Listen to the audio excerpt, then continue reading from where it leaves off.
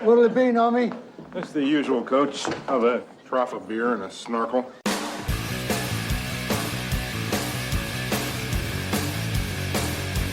Coming to you live, this is a Clearly Confused podcast featuring Eric, Brandon, and Steve. Hi, everybody. And now, here's your host. So swimmy, slippy, slappy, Swanson?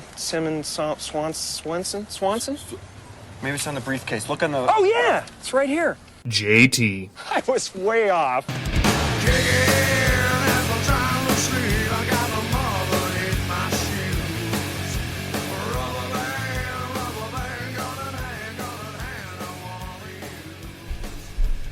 Welcome to the show, everybody. This is your host, JT. It is 6 o'clock. There's a glare. 6:01 p.m. on the 20... So I'm looking at right this time. There's a glare, Mary. 24th. It's a glare, Mary. It's a glare. That's what it sounded like when you brought it up. It was like a glare. It's a glare. 24th of January, the year 2021. And we are eating on the air. Yeah, we are. Eating burgers for the great cook-off finale. So there's that. My notes are way over there. This show is starting out fantastically. So, yeah. Easy's not quite here yet. He's finishing up the cooking for himself, for his boigas. So, with me as always, I have Steve. Mm-hmm. I have Brandon. I've got Eric. Yes, sir. And I got Aaliyah. Hello. And they're all eating, and I'm holding 2 burgers at one time. Mm-hmm. I love this show. Don't let the meat overwhelm you, sir. I mean, that's a lot of meat. It's a lot of meat. More of a bun man myself, really. So, today is National Beer Can Appreciation Day. Oh, I got balls.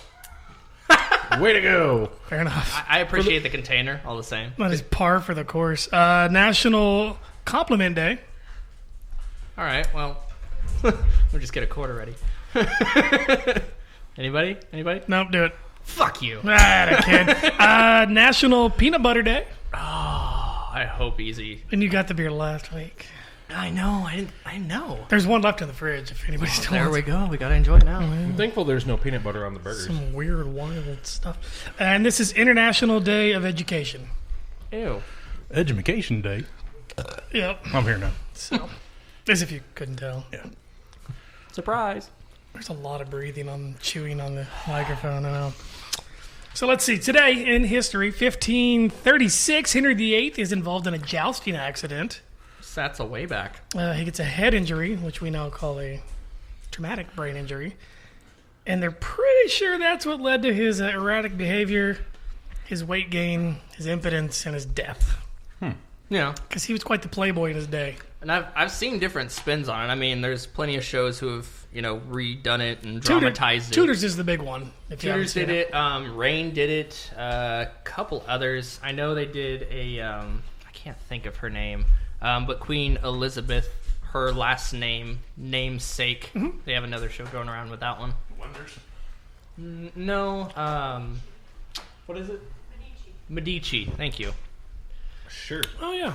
Haven't seen that one, but I've heard of it. In the realm of things. I've heard it's good, too. So Aaliyah see it, and she's vouching for it? Okay, she's good. Let's see. Moving a couple days forward, 1848.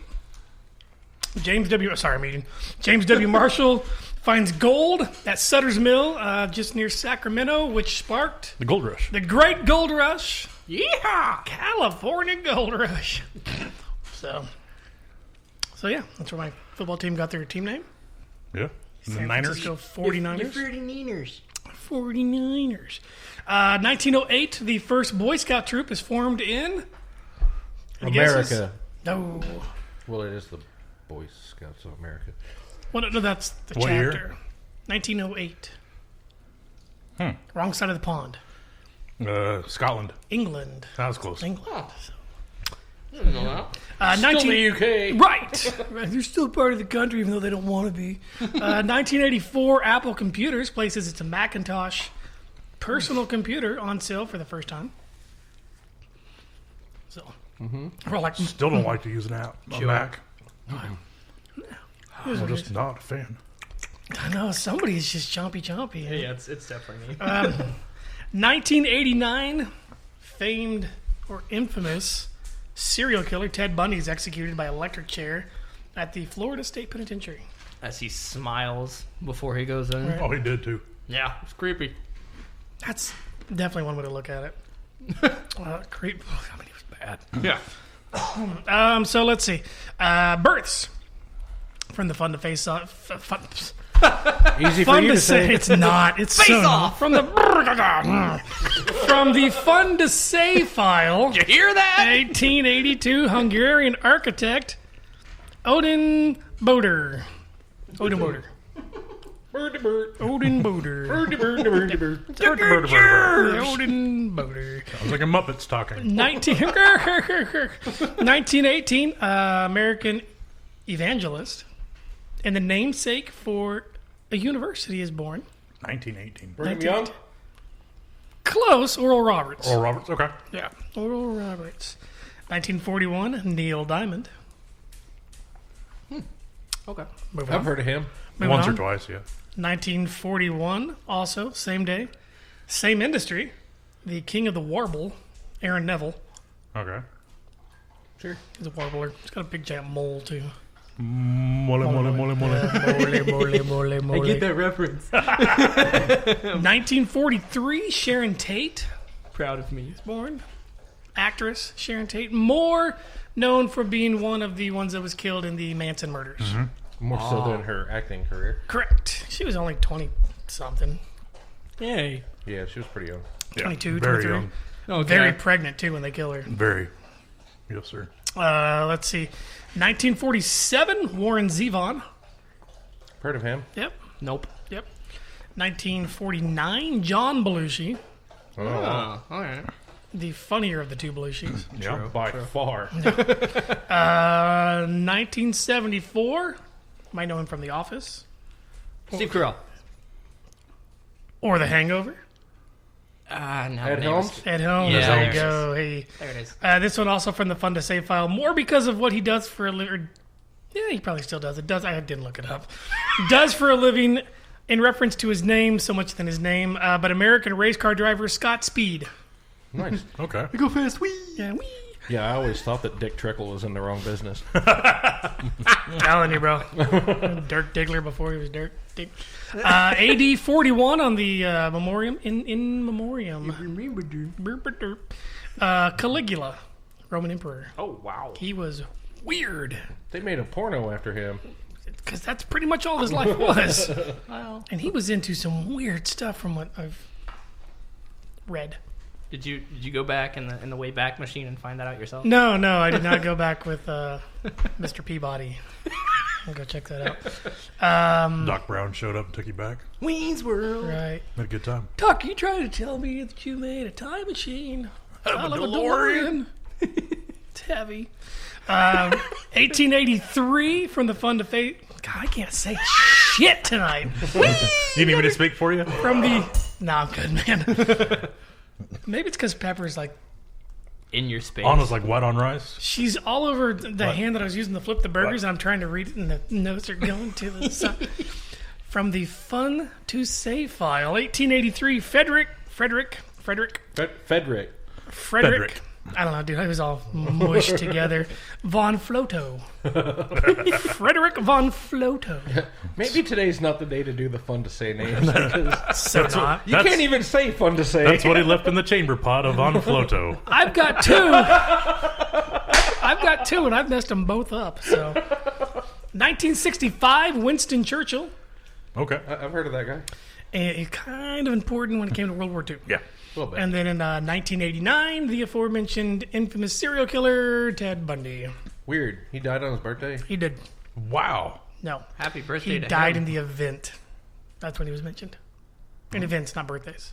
What? What was the event? He was executed at the Florida State Penitentiary. Yeah. Okay. That was the event. Oh. That was the last one in the event section. Oh. Then we went I to see, births. I see what you're saying now. I'm picking up what you're Yeah, doing now. my bad. So he died on Yeah. the day he was born. No, he died on No. the day that he died. He listed He died his on death his birthday. twice. No, he listed his death twice. It's not on the birth. Okay. That's where I was getting screwed up. Is this really that hard, Aaliyah? No. Thank you.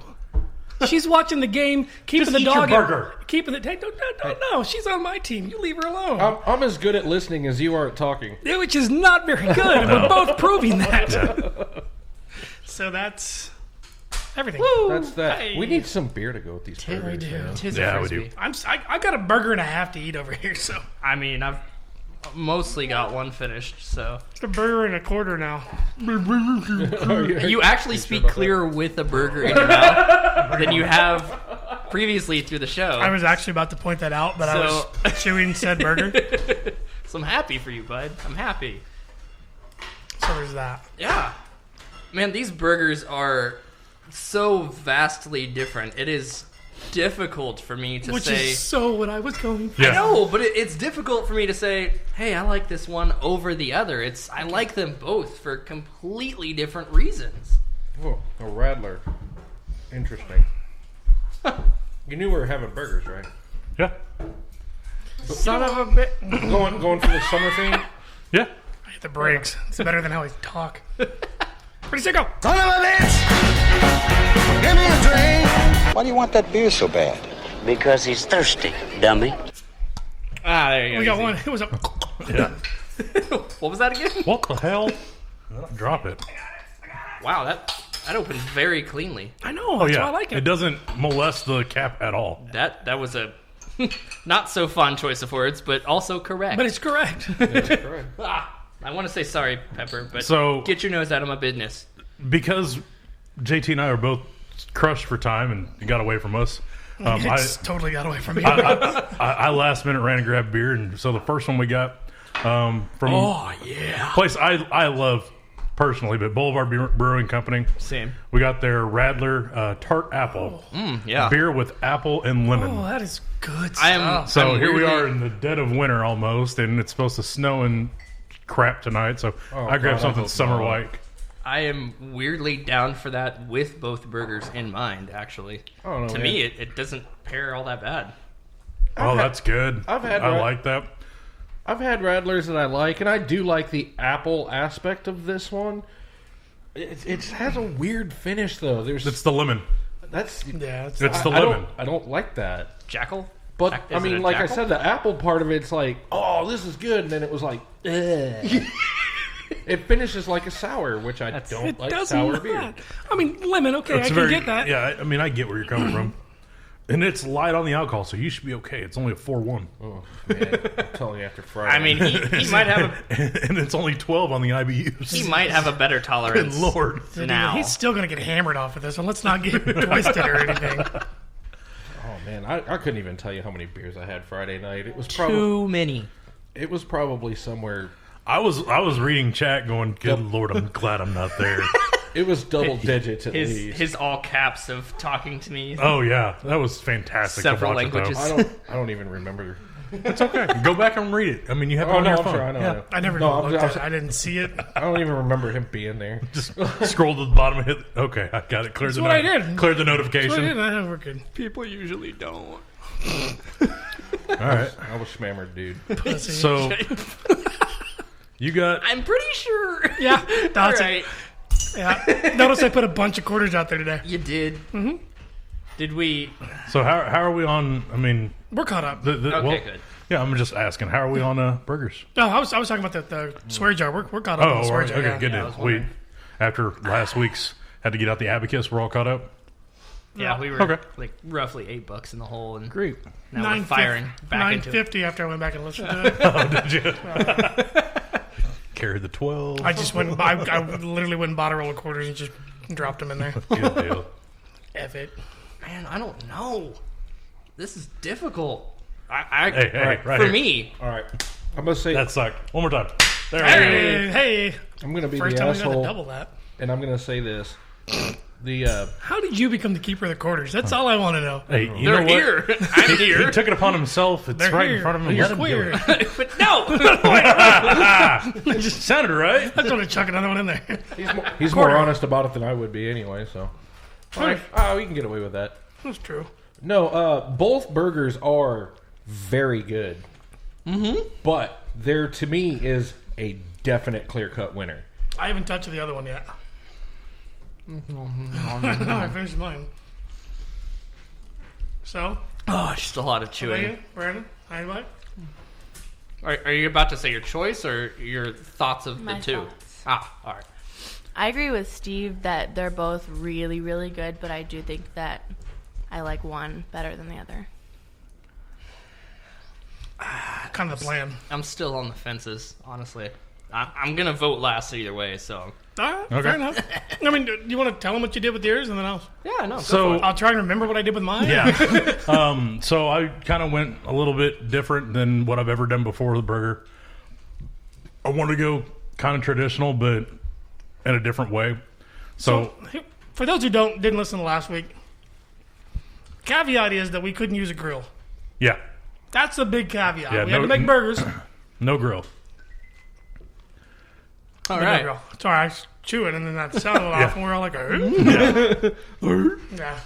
So no grills were involved with this. So it made the Thinking what I'm decision. thinking. No grills were harmed in the There it making of is. these burgers. No grills were harmed in God, making we're- of these burgers. We're too damn similar. But so I took Man, I'm sweating over here. yeah, I got a pound of steak bacon and chopped it up and rendered it down a little bit and saved the bacon fat. That's what that is. And then I mixed that in with my ground beef and made my patties and just seasoned them easily with some burger rub. Did he say season them easily or season them easily? Yes. I'm so lost. Yeah. Did you say different things? He seasoned them the easy way. Yeah, that works too. Damn it, there's a third way. Did he season them the easy way, or season them easily, or season them easily? I don't know what a measly is, but he seasoned the bejesus out of it. It's the second one. Okay. The measly have been and then seasoned. The measly have been seasoned. I topped them The royal measly with a has been little seasoned, my lord. smoked cheddar and some a second bacon. I did a barbecue bacon as the second. Yeah, there's definitely a barbecue flavor to it. And then I took my rendered bacon fat and toasted my buns with them. And then topped it with a little red onion and some green leaf lettuce.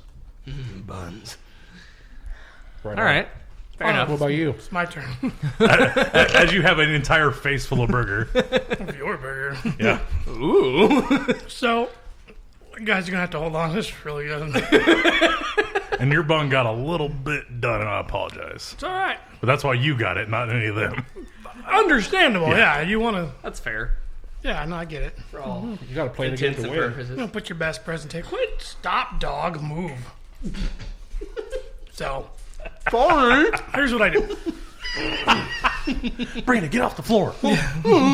Get your nose out of my crotch. For sure. So what I did with mine was I took a couple pounds of ground beef, some 80-20. I won't go less than that if I'm, or really more than that if I'm making a burger. On the flip side, I went high. I went really low on the fat content because I was putting the bacon in it, Right. and I That's didn't where want you're to gonna get your have. fat from. I didn't want to have mine just swimming. Right. So Appreciate that. I put in some diced jalapenos and a little bit of juice, no seeds, and then put in some. Yeah, right there, B.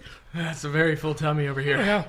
You And still then- got about 3/4 of a burger to go. Get with it. But he's had them both. Yeah. I already finished both of mine. Oh wow! Way to just call me out on the bitch Richter scale. There it is. The bitchster scale. I am Sir Bitch. That word is allowed on TV. Well, it depends on context. I was not using it in the proper Yeah, whatever. way. I don't think Everything in the it jar is depends going to on go to a good cause eventually, so let it go. That's why I'm not on the quarters. Yeah. You'd be stingy. Yeah, now they can say it on TV. There'd be like $13.50 in there right now. So I put in. That MF was okay. So I took my ground beef and I put the diced jalapenos and a little bit of juice in, and then I put some black pepper, and then I put a little bit of enchilada sauce in it, and I put a couple of tablespoons of taco seasoning, and then some minced garlic and some onion salt, and then I. You doing all right? All right. So then I decided to bake them instead of doing stovetop. Because I'm going to try Before you something make different. a mess. Good I'm Lord. not going to make a mess. Some crumbs here and there. It's because you're more skilled at eating than I am.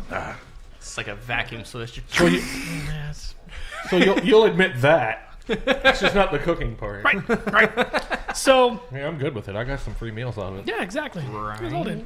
So then I decided to bake them. Well said. And right when they were about done, when I made the patties, put them on the cooling rack that's inside the cookie sheet, the patties were like dripping through. I mean, like T-1000 Terminator molten metal coming through the grate. So I had to put it all back in, and then I had to remake the patties a different size, pan seared them, and then put them in the oven. And then about 5 minutes until it was done, I found some Taco Bell salsa verde cheese, shredded cheese. Put that on, let it melt in the oven, and then I made a little concoction of Rotel and some of the jalapenos and some chopped onion and a little bit of salt. Mixed it together, and that's what I put on instead of using like ketchup, mustard, all that stuff. And then I got some tortilla strips and put those on there. The other caveat that I did was I went and got the King's Hawaiian sweet hamburger buns instead of just regular buns. Which is definitely something that went into your favor, Yeah. at least as far as this voter is concerned. Right. So that's what I did with mine. So I made beef enchilada burgers is what I made. Essentially, yeah, you made Yeah, slightly more burger than taco, but taco burger. Yes. It wasn't a crumbly taco meat. Right, I thought which about doing that, but I'm like, I appreciate that. I'm not a crumbly burger fan. New Way is not for this guy. Right, same. But I'm like, you can get that at any local-owned Mexican restaurant. You can get a taco burger. I ate those till I was like 12, so... Just a strict diet of taco burger. Taco Grande still has probably the best taco burger in town, in my opinion. Okay. I will take your word for it. What is with you wanting to compete over food? I'm not No, gonna I'm debate just that. saying. No. It's fantastic. It's fine. You're going to lose today. I don't know, actually. All right, so here we go. Let's get the votes as you guys are taking drinks. And Steve-O. Yeah, nose goes. All right, I mean, like I said earlier, both burgers were very good. I do like how adventurous Justin was with his. It had a nice flavor to it, but dude, I don't know if it was the bacon that sold it, but that Eric's burger, flavor-wise, all around, was awesome. Thank you. So my vote is for Eric's. So I have to agree that that Justin's was really cool because it was like chili powder kind of like tasting to me, you know, like you guys were just talking about. But I'm not going to lie, I'm a whore for bacon, so I choose Eric's. Oh, it's funny because it's true. So your vote doesn't matter. No, it doesn't. But on the contrary, it was actually for you. Nice. Hey! So Didn't get it wasn't. swept. It wasn't a full sweep. I admire the flavors of both, and again, as they said, the bacon, yes, was supreme. But I was actually taken a storm by the difference of Justin's burger. But initially, I smelled it and I was like, "It smells like chili."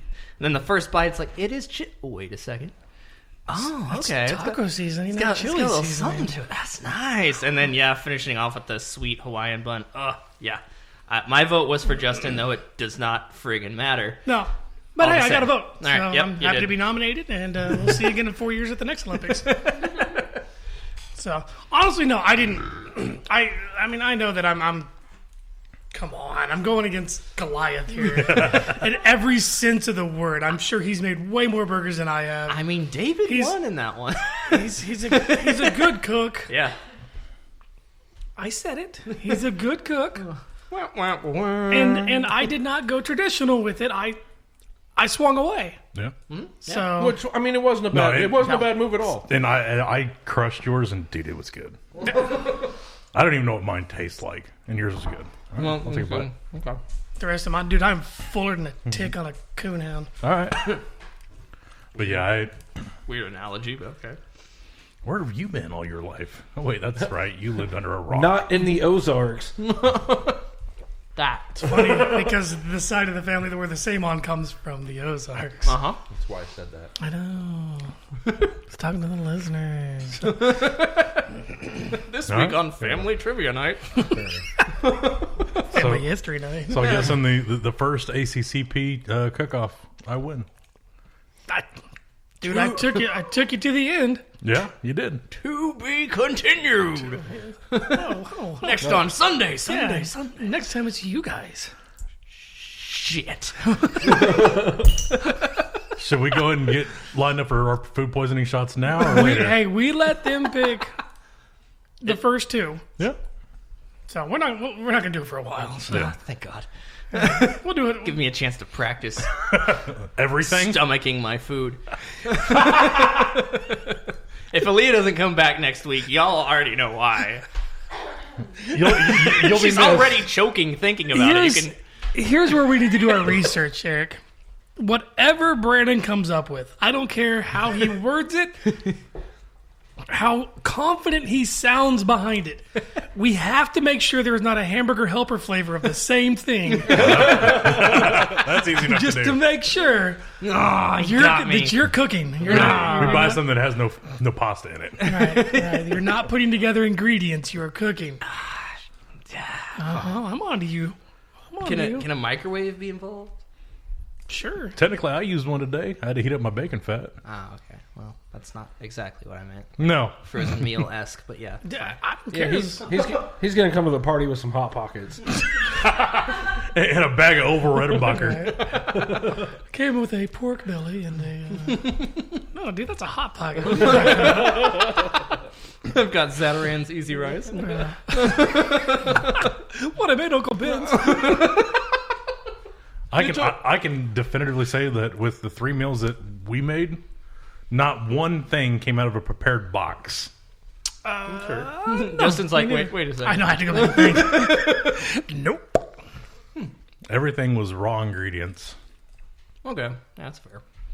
Even your rice? Well, yeah, I mean, it came out of a box. It was raw rice, and I had to make it.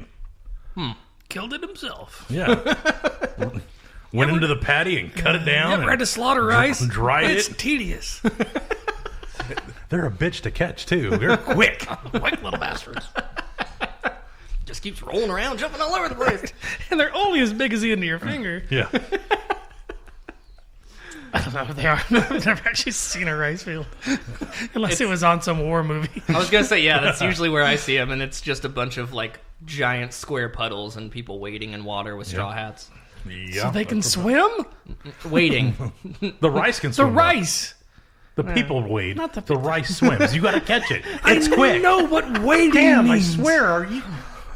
Man, he is dumb. Hi, I'm That's why we stupid. call him stupid. It's not dumb. He's stupid. Hi, I'm stupid.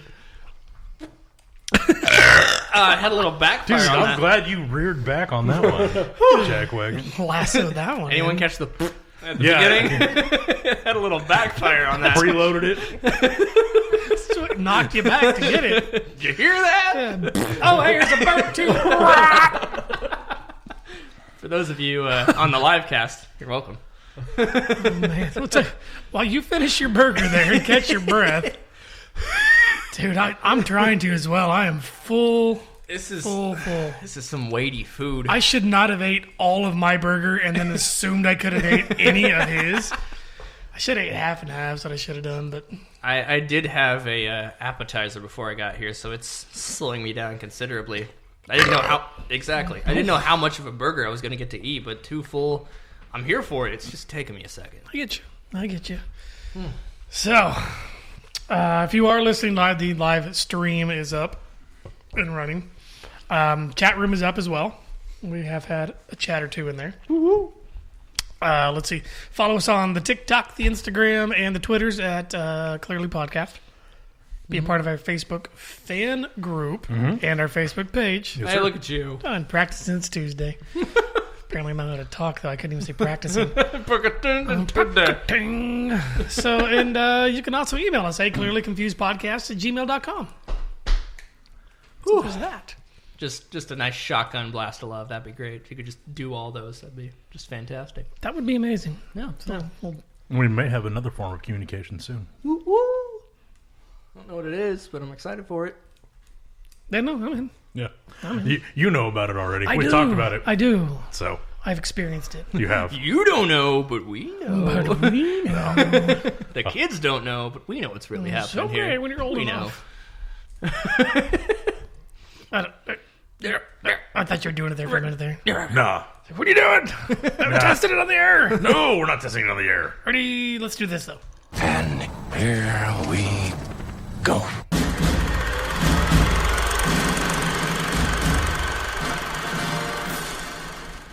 And we're back. It's a tasty beer. So, this week we had the Serpent and the Rainbow. Let me scroll back a little bit. Ooh. That was Nikki's pick, whichever the Twisted movie, always. The 13th Warrior, Flight of the Navigator, and So I Married an Axe Murderer. Axe Murderer. Gotta make sure I enunciate. So, actually, to start it out with, at 2 p.m., I started with the Serpent and the Rainbow, just to make sure that... No. Okay. I had a way back. I'm glad you did it during the daytime. Yeah. I wasn't sure how it would affect me. That's what we advised, was the earlier the better, because you have more time to think through it and to be less scared by the time you go to bed. Well, not only that, but, I mean... I like bright and happy movies, and this is not that. No. So I like to start out with that so that I don't have to end with it in, unfortunately, an untimely end, you know. But it's the rainbow. It's not. Okay. This has nothing to do with a rainbow. There is a serpent. There is, but no rainbow to be seen. So it was in black and white. No, sorry. So this follows an anthropologist, Dennis Allen, played by Bill Pullman. And it basically follows, for more or less, Haitian voodoo. Right. He goes to... words are escaping me. But he goes to the place with the stuff. And oh, yeah! That place! Got all the stuff. So... You know that guy with the face? Yeah, and the hair. And I think he had eyes, too. I don't know. Just spitballing here. So anyways, he goes and he's trying to understand what's going on in their culture, and he actually gets picked up by a pharmaceutical company when he gets back home, because he goes through a few things, to kind of just put that out there. I'm not going to spoil that, but he goes through a few things, and he gets exposed to voodoo-esque situations. Then he comes back, and a big pharma company is talking to his best friend, Dr. Guy, and they end up saying... That's his name, Dr. Guy? It is Dr. Guy. Okay. So they get there, and they're talking to him, and they're like, so there's this thing that zombifies people, and then lo and behold, they come back to life, but not in the same way that, you know, you and I would be alive.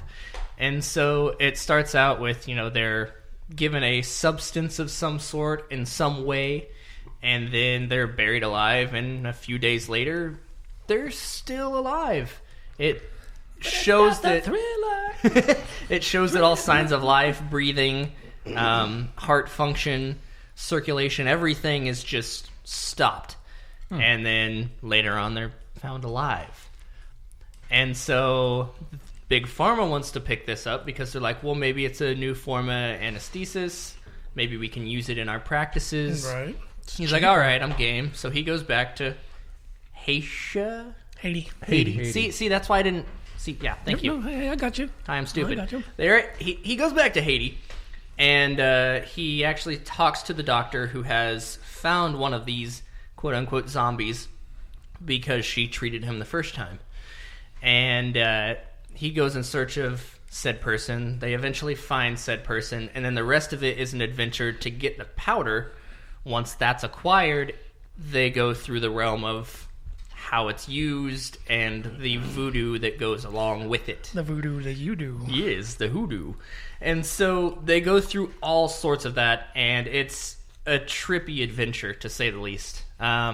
It's definitely, I mean, it's not a super old movie by any means. No. But when I watch it, it makes me think of like the older horror type movies.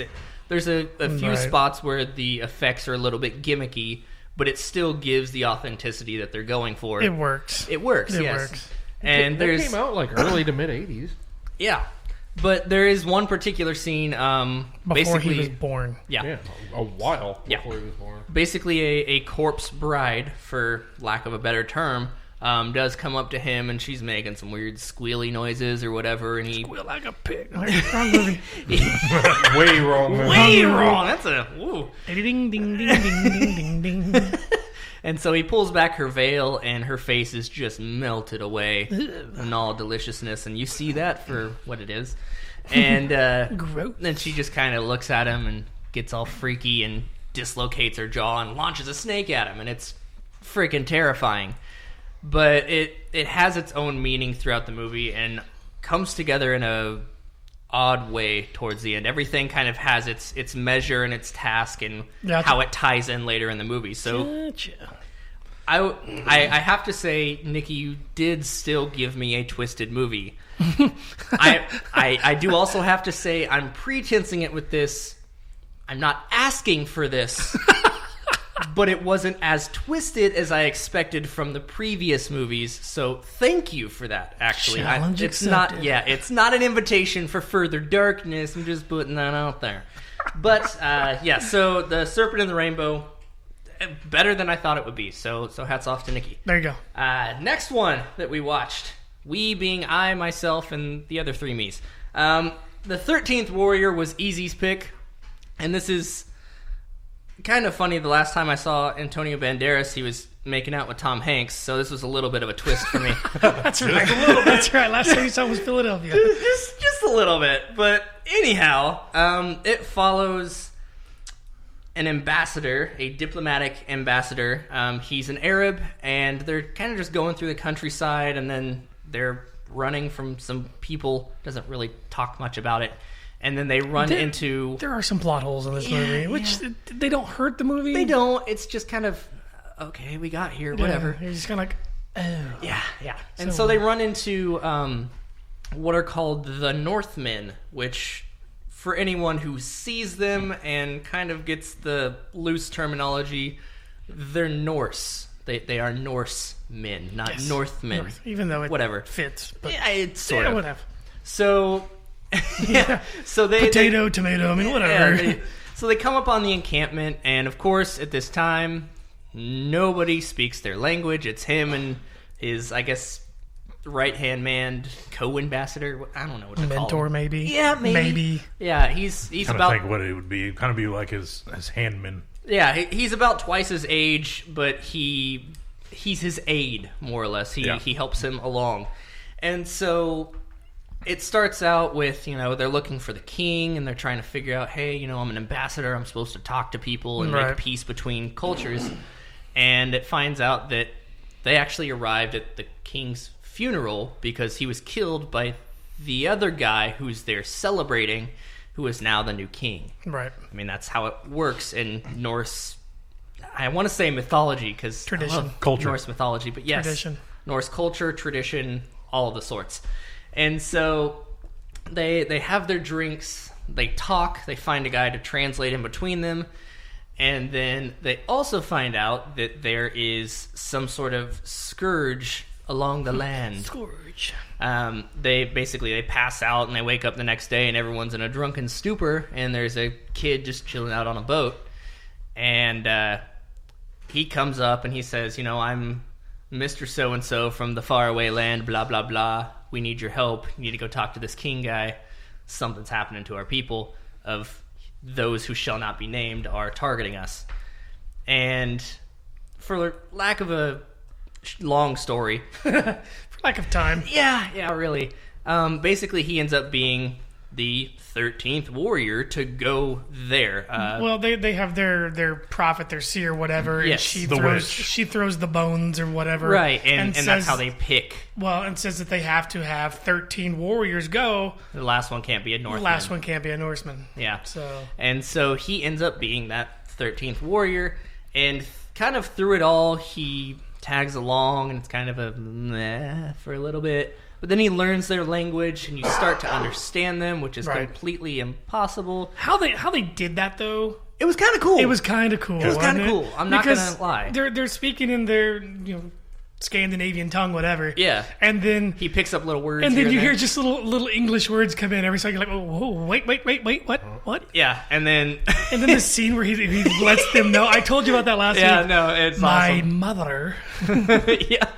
And I can't say the things that he said accurately, but it is worth it to hear what he says just in that scene alone. And it goes on. Their reaction is... Yeah, they all just God, it was great. Slack jawed and like, what the? But then they're all like, "You old so and so, you had us going the whole time." I mean, it was just that mentality of like, "Oh, he got us." Yeah, well, and then it's kind of funny. I mean, they give him crap throughout the whole movie. They call his horse a dog, because it's so much smaller. And then he's like, "Oh yeah, well, I'm gonna parade around the little lake here, and I'm gonna jump over stuff." And I like when they give him one of their swords, and he he's like "No, falls dude, over. this is too big," and he turns it into a scimitar. Yeah, and then he just wields the crap out of it. Yeah. Yeah. No, it was pretty cool, honestly. But it follows them and them trying to rid the other kingdom of the scourge that has fallen upon them, and finding out the fire demon. Yeah, finding out what's going on, how the fire serpent basically encapsulates what they're doing, and going through the whole thing. They don't think they're fighting man; they think they're fighting a demon, and you find out what's going on through all of it. Definitely a different movie. So I don't really know what to say about it other than that, but that's where I'm at with it. If you get an opportunity, read the book. I imagine it's far better. It's based off of Eaters of the Dead. Okay. By Michael Crichton. All right. Well, there it is. There's that. Fair enough. All right, moving on. So the next one was Flight of the Navigator, and this one, again, is different. I don't really know how to describe these movies other than different. So you had 2 movies from the 80s and 2 from the 90s. Yeah. So it basically starts out it says an 8-year-old, but he's actually 12. So a 12-year-old travels 8 years into the future. I won't give a whole lot of backstory because the beginning doesn't really matter all that much. But he more or less falls into a ravine, wakes up, and goes back home, and there's a different family living in his home. Everything's completely different. Yep. He's like, what the and in his 12-year-old terminology, right? And where'd you go? Yeah, and he's trying to figure out what's going on. He's having a freak out, really, because I mean, who wouldn't? Everything's different. And then he goes to the police station. Well, he gets taken to the police station, and they find out that there was a missing poster for him, and it was from 8 years ago. But he looks exactly the same. Because in the movie, he literally gets knocked out, wakes up, goes back home, and everything's different. Nothing changed for him. It changed for everyone around him. They're in Fort Lauderdale? Yes. Okay. Yeah. God, it's been forever since I've seen it. I was like, and because that kind of plays into it does a little bit, somewhat, right? Yeah. And so, kind of on a parallel scene, you could say.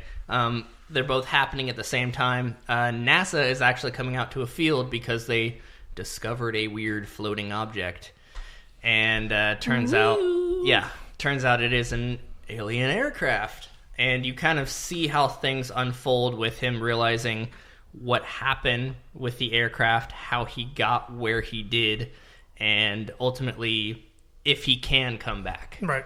And everything in the realm of that. And it's kind of a cool movie. I imagine if I were, in that time, it would have been a little bit cooler. That's why after I said it, I was like, it didn't quite hold up, but it still had its its moments. It was still kind of cool in the way that it was presented. 1986. Yeah, so it came out, but a very young Sarah Jessica Parker in it. Mm-hmm. Yes. Yeah, but all in all, the same. It was kind of cool in certain parts, and it was kind of in others. It's a fun movie if you put it in the time frame of when all of us originally watched it. It was a lot of fun to watch. Oh, I'm sure it was. Trivia. Do you know who played the voice of the alien craft? No. I mean, I'm on IMDb. Pee Wee Herman himself. Seriously? Paul Rubens. Yep. Wow. I would not have. I mean, I guess I kind of see it now. Yeah. When you think about it? A little bit. Yeah. And that one scene where he's going through like the Earth TV channels. Oh yeah. And you hear it's him doing him. Yeah. No, I guess when you put it that way, yeah, that's definitely his voice. So that basically sums it up, because if I give away a couple parts of this movie, the whole thing just kind of falls. Yeah, it really is. But again, nice movie to watch. It's a fun movie. It's definitely a fun movie, to put it that way. Last one I watched was So I Married an Axe Murderer. I keep moving away from the microphone. Quit doing that. No, I'm sorry. Turn the microphone. I don't want. It's facing that way. Yeah, I know, but I also like to sit over here and just kind of chill. But for those. Great for those watching the live stream. Horrible for everybody else. It's okay. It'll catch up in a minute. Moving on. So, this one stars Mike Myers, and I'm going to need to look up her name, though I do know it. Don't do it. Don't do it. Don't do it. Okay? Just don't. I'm not. All right, but Steve and I already his know. face. We've had the conversation. Nancy Travis. There it is. There it is. So it basically follows Mike Myers. He's dated all these women. He's always found a reason to to not be with them. And so one smelled like soup. The other one, she smelled exactly like Lipton's. Something. Yeah, I can't remember what he said. And then the other one, he thought that she was a thief and she stole his cat. And so he always finds a reason to run away from the commitment. She was a member of the Cosa Nostra. Oh yeah, the other one was in the mafia. That's what it was. And so I could quote that entire movie. Probably. We watched it enough. Yeah. Excuse me, ma'am. I ordered the large cappuccino. Look at that. It's like a cup of Hello. soup. Yeah, he says that quite a bit throughout the movie. Yeah. And honestly, I haven't seen Mike Myers in many other roles than Austin Powers. I thought that was the character, but no, that's Mike Myers, just you more haven't authentic. Seen Mike Myers act. No. Yeah. I just saw him be that character, and it's weird because seeing that character, seeing the way he actually acts, it's just Mike Myers on crack. Pretty much. Yeah, Pretty much. It's more straightforward of him. And so it was kind of cool seeing that side of it and following the adventure of him falling in love, finding every reason not to, right? Then convincing himself that he was wrong, going through all of it, and then the end has a little bit of a twist to it, which everybody loves a twist. Right. And it had its funny moments. It was a little bit of, gag comedy, as Mike Myers does. 90s SNL. Right, so yeah. right. Very much so. But very much a nice, hearty, laughable movie that was nice to watch, And really. in true Mike Myers form, he played multiple characters. Yes, he played his own father. Heed pants now. That's what we were referencing all last week. Well, see, like an orange on a toothpick. And it was kind of funny. I was, wasn't expecting any of that. And then I'm watching the movie and I'm like, oh, there he is again. Yeah. All right, cool. This is a Mike Myers movie. Got it. It's like Eddie Murphy in The Nutty Professor. Pretty much. Or Murphy in a lot of movies. Yeah. Or anything.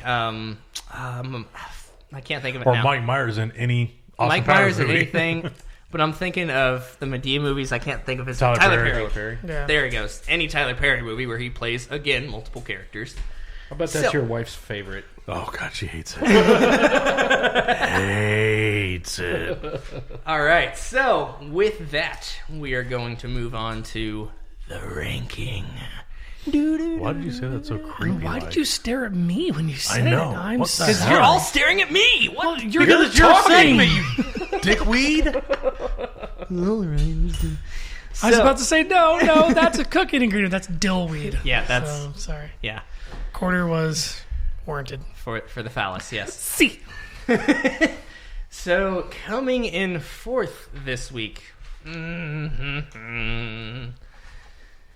we're gonna actually have to put Steve's on that one. For the first time ever, he has claimed the bottom spot with Flight of the Navigator. I thought it would beat Serpent and Rainbow. It was kind of neck and neck, honestly.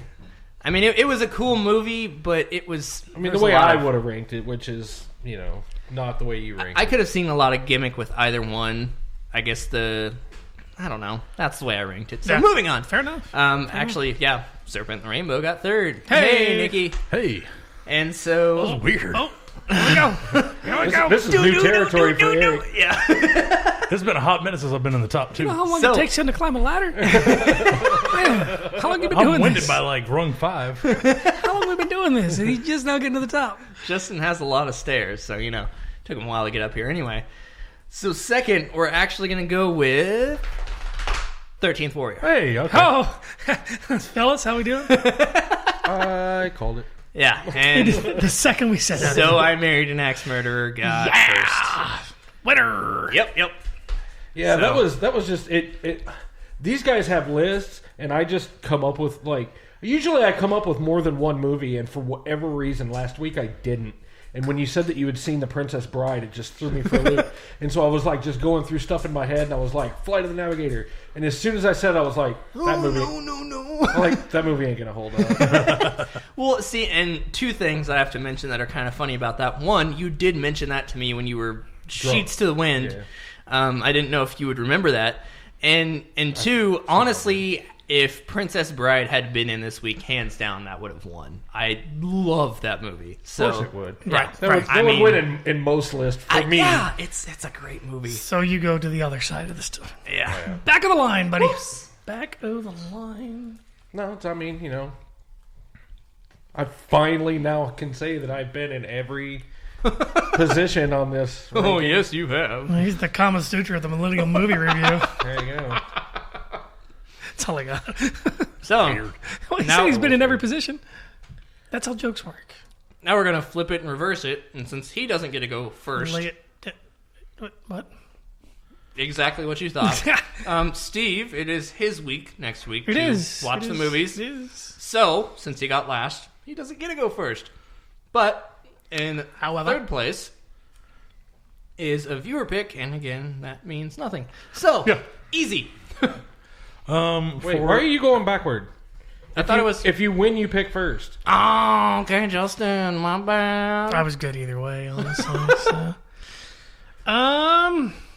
Still trying to finish my first beer. Better hurry, because we got another one coming. I am going to go with...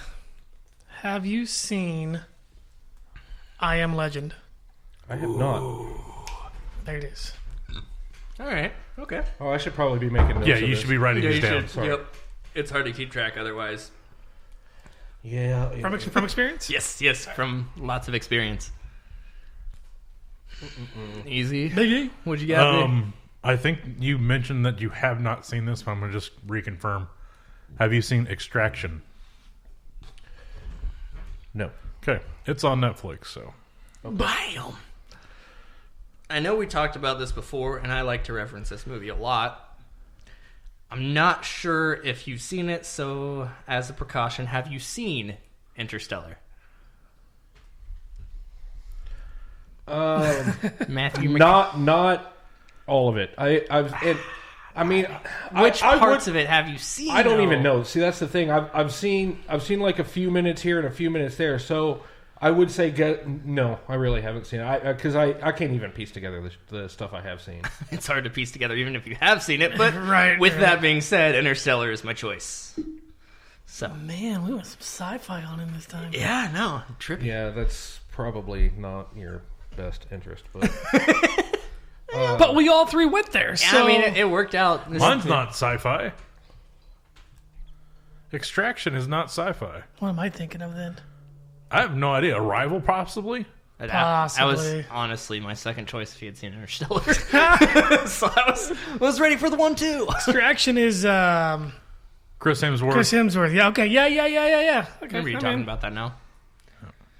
I'm in. All right, Interstellar, that's what it was. Yep, Interstellar. So there we are.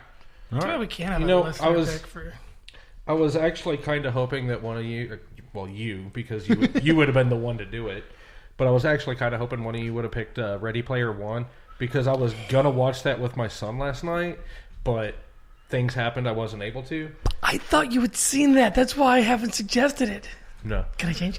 And I was no, you can't. It's in the books now. I was gonna watch it. Can I veto since I'm the president of the show? No. Damn it! Stupid Republic. Or whatever. I guess you're just gonna have to hold on to that. It's fine.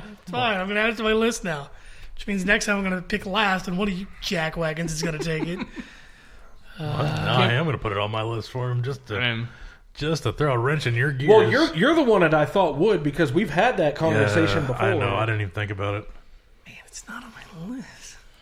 Yeah. I'm so mad. I literally watched that twice this week. Man, I was going to watch it, but like I said, things came up. It's so I need to get good. I need to get Ready Player 2 and read it. It's not out yet. I thought it came out in November. I thought it's coming out this year. The movie I thought was coming out this year. Yeah, the book should already be out. Should I don't know. I don't know. Neither do I. So I mean, I don't like. We've all got Google machines, but we're on the air, so Yeah, I don't like reading, so that's fine. So let's do this. Son of a bitch! Give me a drink! Why do you want that beer so bad? Because he's thirsty, dummy. I remember my first beer. Really? I don't. We both struggled with it, and then you missed. It was followed clearly by like 17 It came out more. in November. Did it come out? Yep. Here you go. Use a real bottle opener. No. I don't want to. I remember my first beer. This is on tight. I don't know what I did. Does this thing slide? What? Flat missed. All right, so for beer number 2, Oh, look at the lip on that thing. we went with It's Zip stubborn. Line Brewing. Their Copper Alt Ale. It's Easy for you to say. Culper Art. It's a hybrid style between an ale and a lager. This bronze-hued brew goes down easy with the subtle nuances of chocolate and hazelnut. That's why he got it, because it goes down like easy. But this is your time for the chat. You about choked the shit out of yourself. Well, we did talk about going down, so Figured it's a the good beer, first though. one was a good beer to have with burgers. This is a nice little dessert beer. This, Oh, yeah, no, that went this well. is a pretty mild. Even I like it. It's a good beer. It's an easy drinker. Yeah, that's the way to put it. it's easy. Goes down like him anyway. Just That's like actually not bad. That's a good beer. Couple of good choices. Well done, my man. Hazelnut's a little hidden, but chocolate's right there. I don't get either. I get the chocolate. I was going to say, it was kind of the opposite for me. I could get the hazelnut, but I didn't really taste it, which is fine. Mix it. See what happens. Whoa. No. I veto you mixing them. Okay. So, Because I'm in the path. I'm gonna wear it. see, So let's make him laugh.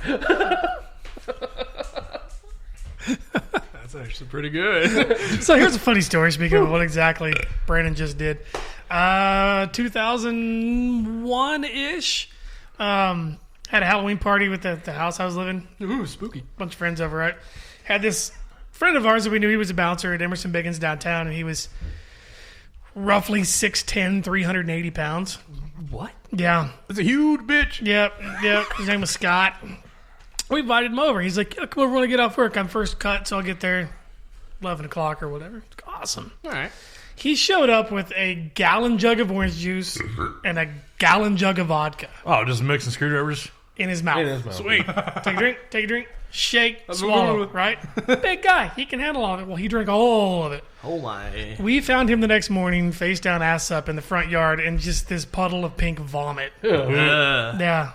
We knocked him over to wake him up. You know, the house shook a little bit. And he sits right up. It's like, we got a beer?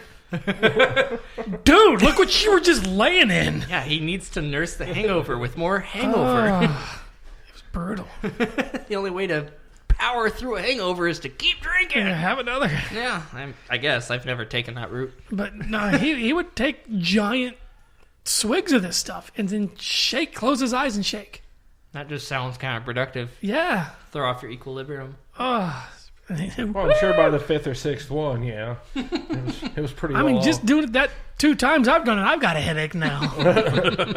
Brutal.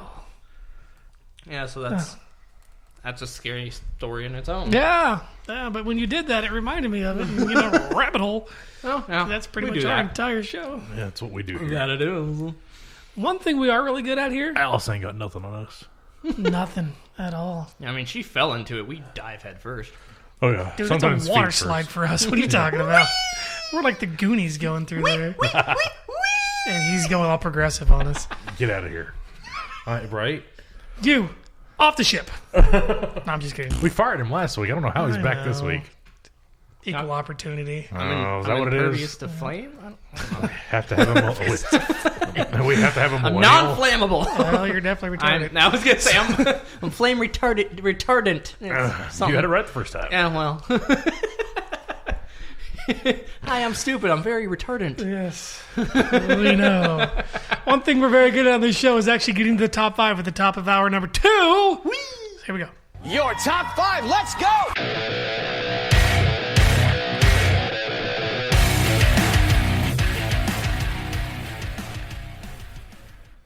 All right, so for this week's top 5, I decided I wanted to do my top 5 monologues from TV and movies. All right.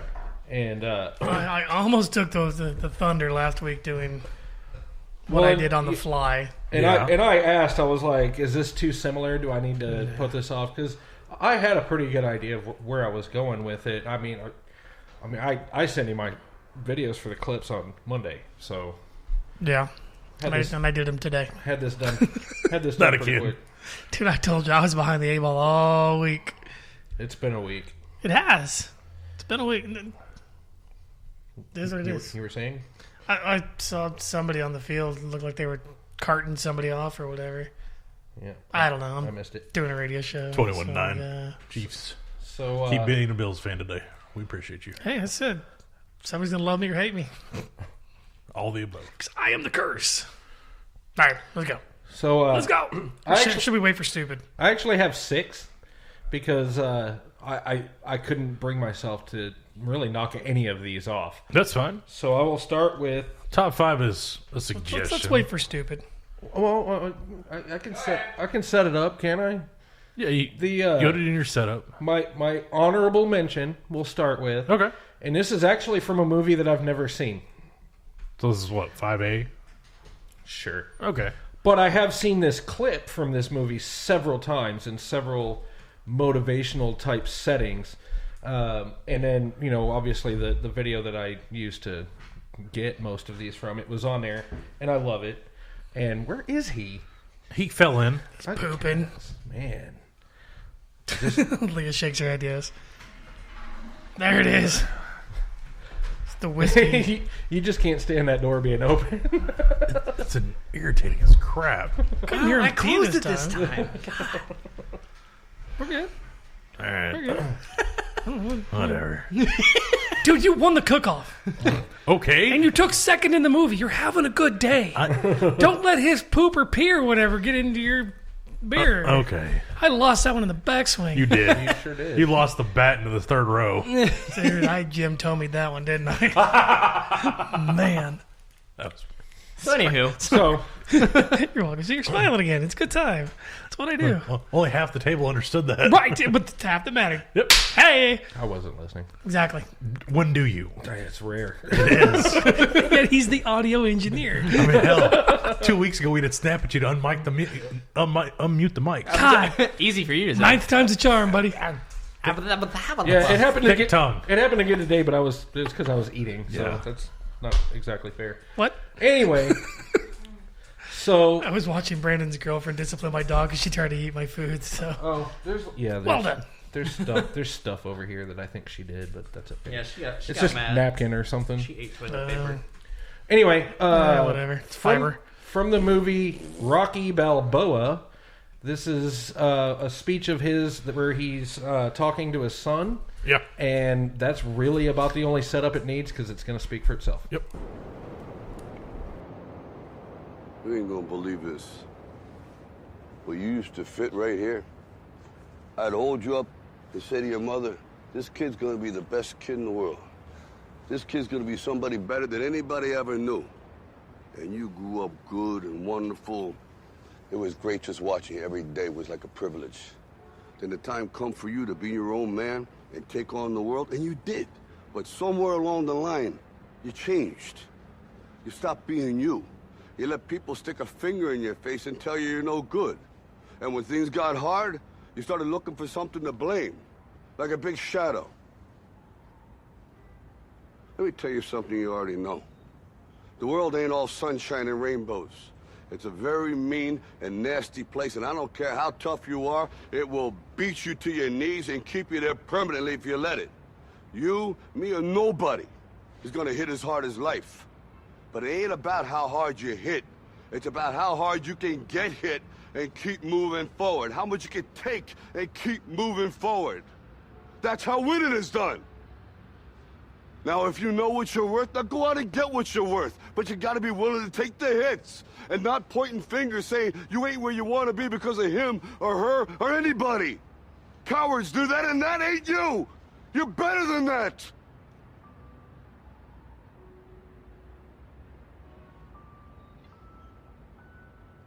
I'm always gonna love you no matter what.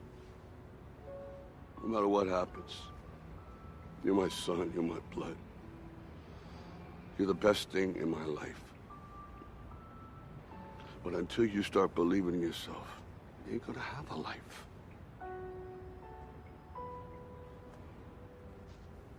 Don't forget to visit your mother. Excuse me while I go ball. Dude, I'm telling you, man, that one pulls on the heartstrings. Yeah, it's, See, and even more so as a parent. I don't know. I guess I take that differently than you guys do because it's more of a pump yourself up kind of thing. More of a, I mean, like you're saying, don't blame everybody else. Take responsibility for yourself because cowards are the ones that blame everybody else. But there's 3 parts to that. One is that it's you can only stand on your own 2 feet. Mm-hmm. Excuse me. I took the motion right out of that one. You can only stand on your own 2 feet, and you have nobody to blame but yourself for what happens in your life. Right. The other part is when he says, "I'm always going to be proud of you. You're my son. You're my blood." Right. Right. That's the part that I think Eric and I right in the. Oh, there it is. Yeah. And then the third part, he's like, "Oh, my feels." Yeah, the third part is make sure you say hello to your mother. Yeah, right. Yeah. They're just kind of funny. Right? Say hello to your mother for me. It's the Mark Wahlberg. The Mark Wahlberg. Have you seen Andy Samberg do that? Yeah. Andy Samberg at a petting zoo. He's like, "Hey, goat, how you doing? Say hello to your mother for me." And goes over. He's like, "Hey, horse, what are you doing? Doing horse stuff? That's awesome. Say hello to your mother for me." He just goes on and on. It just keeps going. So I'm trying to think. In Balboa, Adrian's dead. Spoiler alert! I thought they were just divorced. No. Why would he tell him to say hi to his mother if she was dead? I'm pretty sure she's already passed by then. To go to the grave site. I don't know. I haven't seen it, but I haven't either. But that was I think my the take actual. I'm trying to remember. Is make sure you go talk to your mother. I think that's what he's saying. Go to the grave site. It's probably been 10 years since I've when seen you it. watch Creed and Creed 2, there's a lot of times where Rock's out at her grave with a folding chair, just sitting there talking to her. Yeah. Well, sure, but I mean But I'm pretty sure she's already passed by Balboa. I'd have to go back and watch. It's been. Let's see. I watched Balboa I saw it in 2007. Was the last time I saw it. More recently than me. Yeah. Sam. And the only reason I remember seeing in 2007 because in 2008, that's what the cruise director on me and Dia's second cruise wanted to have a copy of because they couldn't get it on ship yet. So I actually took him a copy of the DVD and I gave it to the cruise director when I was on board. Nice. Nice. I know. So I guess moving on. Yeah. Sounds like it. Yeah. I could have done a list that was just sports movies. I'm sure you could. I easily could have. Yeah, I mean, but I didn't. The mascot took all of my foot space. But I didn't. All of it. You're welcome. She'll do that to you. Yeah. A lot. But rather than having a full list of sports movies, I limited it to, we're going to say 2 because I'll count Balboa as one. Yeah, I would. And then I also have this is my favorite locker room speech from any movie, anytime, anywhere. And this is even better to me than Herb Brooks in Miracle. Absolutely. This is Al Pacino addressing the team in Any Given Sunday. Keep in mind that last week I did it on the fly. I didn't want to take the time to censor everything because there's a lot to censor. Oh, right, yeah. And so this week, Steve and I talked about it. I'm like, do you want me to censor it? I mean, I got time. I can do it. There's not a lot of cursing. But then when I started going back and listening to him, it's like, you know what? It's not just obligatory cursing. It's not gratuitous. There's impact behind every time that they drop an S or an F or whatever. And that's really in all of these. Yeah. And there's a few, but there's nothing like last week, and I apologize for that if anybody was listening around little ears or at work, but I warned you beforehand. Yeah. So... Yeah, I said we were getting a disclaimer of that, and that's I all right. absolutely forgot to do it. That's why there's 2 of us in this. There you go. Ready, set, go. I don't know what to say, really. 3 minutes till the biggest battle of our professional lives. All comes down to today. Either we heal as a team, or we're going to crumble. inch by inch, play by play, till we're finished. We're in hell right now, gentlemen. Believe me. And we can stay here, get the shit kicked out of us, or we can fight our way back into the light. We can climb out of hell. 1 inch at a time. Now, I can't do it for you. I'm too old. I look around, I see these young faces, and I think, I mean, I made every wrong choice a middle-aged man can make. I pissed away all my money, believe it or not. I chased off anyone who's ever loved me. And lately, I can't even stand the face I see in a mirror. You know, when you get old in life, things get taken from you. I mean, that's part of life. But you only learn that when you start losing stuff. You find out life's this game of inches. So is football. Because in either game, life or football, the margin for error is so small. I mean, 1/2 a step too late or too early, and you don't quite make it.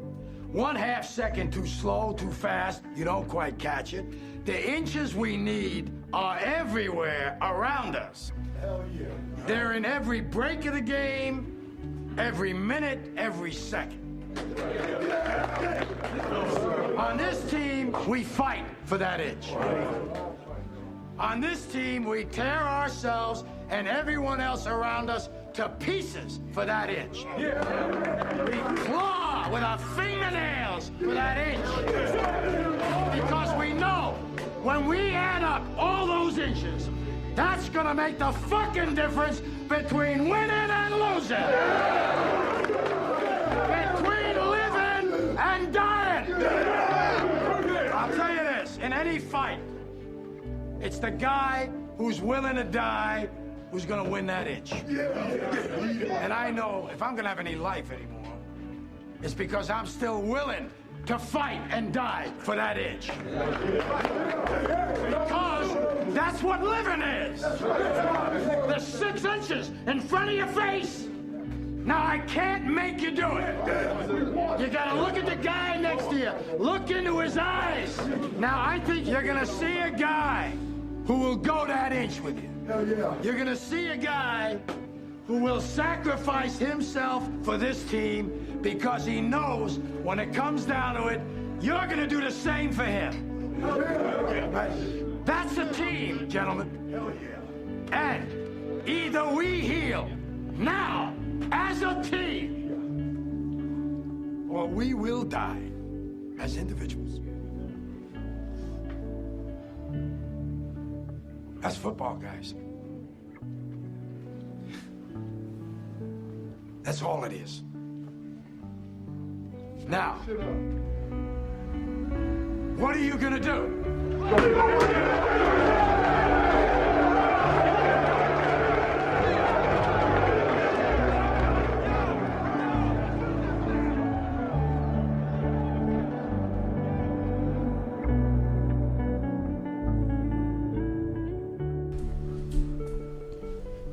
So, yeah, I mean, like I said, it's my favorite locker room speech in all the sports movies that I've watched. I like it because it is just classic Pacino. Yeah. Oh, yeah. And he throws out just like 2-word phrases, and it's just, am I gonna die? And then it waits for 6 inches, and then it waits, and it's like, man. Well, this guy, his dramatic pause rivals to me, Walken's dramatic. I was gonna pause. say, to me, his and Christopher Walken's are some of the most recognizable enunciations and vocal cadences in the entire history that I've listened to. It's just those two, and Christopher Walken's way of talking. It's he's so unique. He can have three different inflections on the same word. Yeah, I know. Right. And emphasizes the same syllable 18 different ways. Yeah. I don't get how someone talks like that. I was literally talking about that earlier with Leah today. I was like, I don't get. I would like a speech pathologist to just decipher how he does and why he Christopher does. Walken. Yeah. Christopher Walken does it because, you know what? You're sitting here talking about the way that he talks. I mean, that's how he made a name for himself. That's how he makes money. It is. But he's always I've heard an interview, and it's been forever, so I'm sorry if I butcher this, but he said that that's how the older men talked in his neighborhood where he grew up in New York.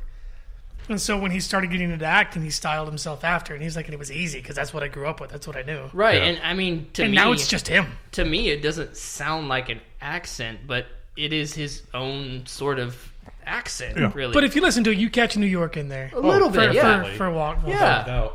There are certain roles he pours the New York into it. Oh, too. yeah. Well, I mean, that's kind of the point of it in some Especially his watch story. With his watch. On my ass.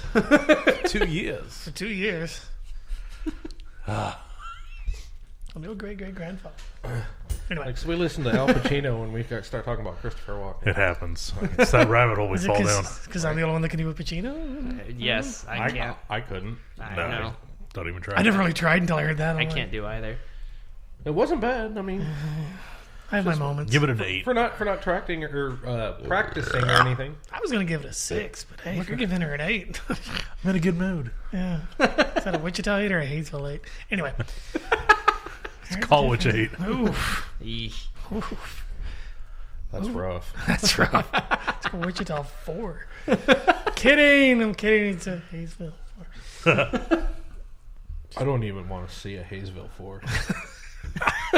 Oof. Go to McDonald's in Hayesville about 3 o'clock in the morning. You'll see a lot of 4s. That's bad that's a 4. I wanted 2 4s. I didn't order an 8. You've heard Chris D'Elia, right? Yeah. I was 7. 7. You went 2 7. If I wanted 2 7s, I'd order a 14. Girls. What are you scared of the alligator for? He doesn't even have pants on. He can't take a job. Doesn't matter. Lost. We'll play it for you post haste. Yeah. When girls throw up after drinking, they're like, "Woo, that's my girl, that's my song." It's great. I'm Rihanna. When guys do it, get my stuff. We're leaving. Sorry. All right. Well, back to our top 5. Steve? Top 5. Man, I had to focus. My eyes are watering from laughing on that one. I had to focus, see what time it is. Yeah. All right. You just want to roll right into the next one? So what you got, buddy?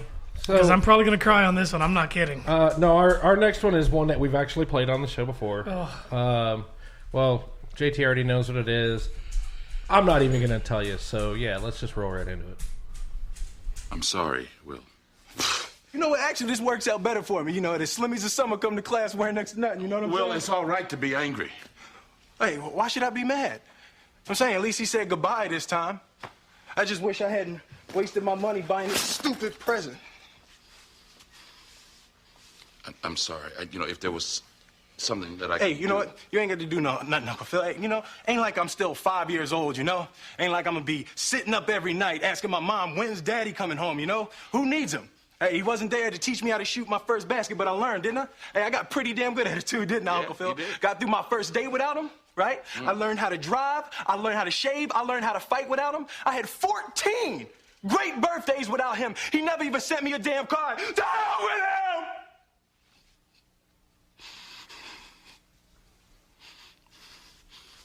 I ain't need him then, and I don't need him now.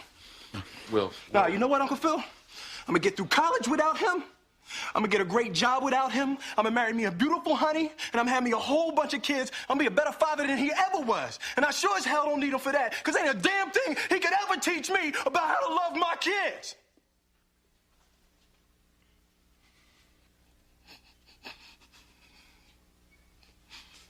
How come he don't want me, man?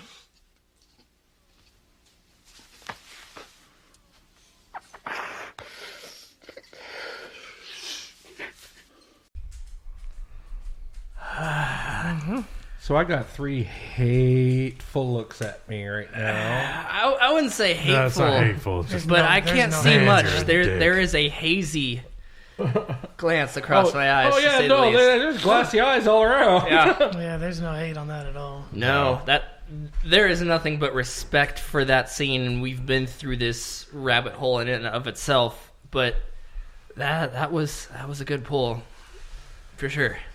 Yeah, I mean, when he told me what he was going to do for this, I knew that. And I knew that it's going to hit me like a freight train. It always does. And I knew I was going to be teary-eyed. And then notice I'm not trying to make eye contact with anybody right now. It's deep, bro. And I get it is. I mean, all of it. Mm-hmm. There's so much, and that's the shortest one I think I had for this week. And, it's a minute 33. And there's so much that goes into it, and it's like the positivity of, I didn't have him for this. I got through it. I did it. And I mean that's a good positive thing. Right. And then, the whole, I ain't gonna learn nothing from him about how to raise my kids. That's where it really punches for me. But and then obviously the end. Why wasn't he there, man? Why don't he want me? Yeah. If right after he says, I don't need anything from him, and then it hits him, and he's like, why don't he want me? Yeah. But the brilliance, and I can never remember his name of Uncle Phil. James Avery. James Avery. I knew it's James. I can never remember Avery. Is that he didn't say anything. Yeah. But his character's presence is so freaking powerful. Yeah. And he just and all he did was agree with him. Yeah. You're right. You're going to be this person. You're going to achieve that. Mm-hmm. He didn't do anything for you. And he never said anything about any of that. He just was there. It's like, oh my God. And then the way that he hugs him, it's like, bro, you're crying. And you pull a nose hair. You might get a quarter ready for this. All right, cool. If you watch the reunion, Phil's or Will's story about Phil in that was he'd always been trying to work up to James Avery's level, and he was a very difficult person to impress with his acting ability. And I guess they went through it, and it wasn't that good, and like he just kind of mailed it in or whatever. And then that happened, that speech that we just listened to, and when they hugged like that, he just hugged him in, and he was like, "That's fucking acting." And I mean, it's like just made it, him cry that much harder. Yeah. But when you listen to him, and I don't know if it was in the reunion or not, but there was not a dry eye during this story in the reunion for any of them. Right. But the thing was, when he was doing that monologue, he stopped following the script. Yeah. And started talking about everything he wanted to say to his actual father. Mm-hmm. That's why it hits me harder than anything. And that's what turned it real. I mean, those are the moments in acting when you can emotionally connect with where you're supposed to be. Sometimes that doesn't follow a script. It's emotional. Right. That's how it plays. And the way that he turns it from, telling my story, telling about this guy to shit, this actually relates, and just keeps going into it. And he really grasps it from anyone who's heard that. Right. You can't sit through a dried eye or you don't have a soul. Right. This coming from the ginger. It is. I've only got half of one and I still cried. So the point being, it's a powerful scene. Very powerful. Right. Indeed. But that's why James Avery said, no, that's acting, because he completely lost the script, stayed in character, and brought his own emotion to it. So yeah, nailed it. Absolutely. So to set up my next one, kind of going through these faster than I thought I would. Well, you still got 10 to 15 minutes of sound clips. So fair enough. Fair warning. So we had, if you've ever seen the Shawshank Redemption, and you know that there's a scene that kind of repeats itself in it, where Red, Morgan Freeman, is reviewing with the parole board, and he keeps giving him what he thinks is the right answers, and he's trying to do anything he can to get paroled, and he keeps getting denied. Well, this is what happens when you just You'll see. Rehabilitated? Well, now let me see. You know, I don't have any idea what that means. Well, it means you're ready to rejoin society. I know what you think it means, Sonny. To me, it's just a made-up word. A politician's word, so that young fellas like yourself can wear a suit and a tie and have a job. What do you really want to know? Am I sorry for what I did? Well, I am. There's not a day goes by I don't feel regret. Not because I'm in here, because you think I should. I look back on the way I was then. A young, stupid kid who committed that terrible crime. I want to talk to him. I want to try to talk some sense to him. Tell him the way things are. But I can't. That kid's long gone, and this old man is all that's left. I gotta live with that. Rehabilitated. It's just a bullshit word. So you go on and stamp your form, Sonny, and stop wasting my time. Because to tell you the truth, I don't give a shit. That last line alone. That last line, and I even told him, because when I first sent him the video with the timestamps and everything, it's like, whether you censor these or not, I'll leave that up to you. Leave that last line the hell alone. Yeah. Well, I mean, it speaks to itself with it. It's dog problems, man. Mascot's got a mind of her own all of a sudden. All right, but it's food, right? Y'all are touching it. But I always have to laugh every time I think about that scene, because he just, I mean, like he says, he just doesn't give a shit. His body language is completely different in it too. He's slouched down. Yeah, he's laid back in his chair. He doesn't care because he knows he's going to get denied again no matter what he says. He's institutionalized at that point. Yeah. He almost wants to stay. Yeah. And that's all the more reason why they don't let him. Which is kind of, I mean, it's not anything that you really ever think about. Yeah. You know, you think, you know, if you're in jail, all you want is to get out. And well, once you've been in jail for however long he'd been in, I think at least 30. It'd been decades. No, he'd been there longer than that. I was thinking 30 or 40. I think it was in his 40s. Yeah. But he's been there for 40 years. Like, he's been there longer than he was out. Twice as long as he was out. Yeah. Because Yeah. he was, what, 20, 21, whatever. I think is what they said when it happened, and he's in his early 60s. It was something That was one of the aspects of that movie that, like I said, it's not anything that you would ever think about because you're not in that situation.